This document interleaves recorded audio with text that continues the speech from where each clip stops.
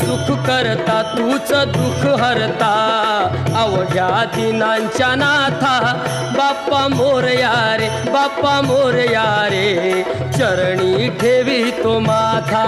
बाप्पा मोरया रे बाप्पा मोरया रे चरणी ठेवी तो माथा बाप्पा मोरया रे चरणी ठेवी तो माथा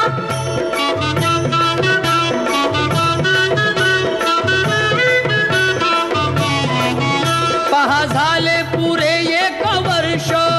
होतो वर्षान एकदा हर्ष